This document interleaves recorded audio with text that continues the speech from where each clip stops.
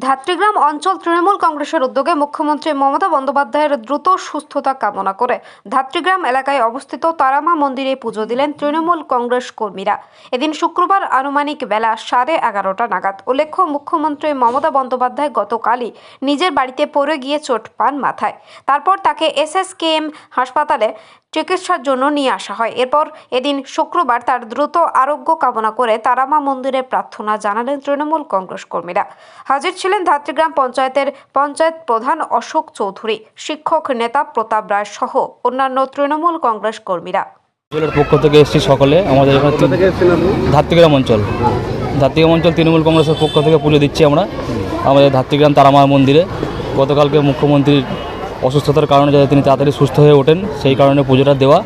আর তিনি তো আমাদের শক্তি, তিনিই আমাদের সব। এবং মাননীয় মুখ্যমন্ত্রী যাতে তাড়াতাড়ি সুস্থ হয় সেই কামনায় আমরা রাখছি তারা মায়ের কাছে।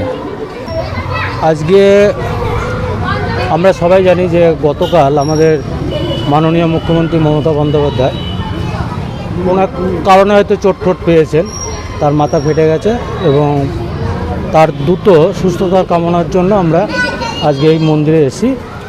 তিনি যাতে খুব তাড়াতাড়ি সুস্থ হয়ে ওঠেন সেই কামনার জন্য আমরা এসেছি।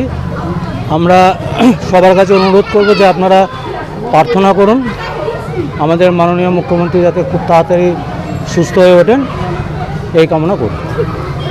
রীতা ভট্টাচার্যের রিপোর্ট, সুন্দর বাংলা নিউজ।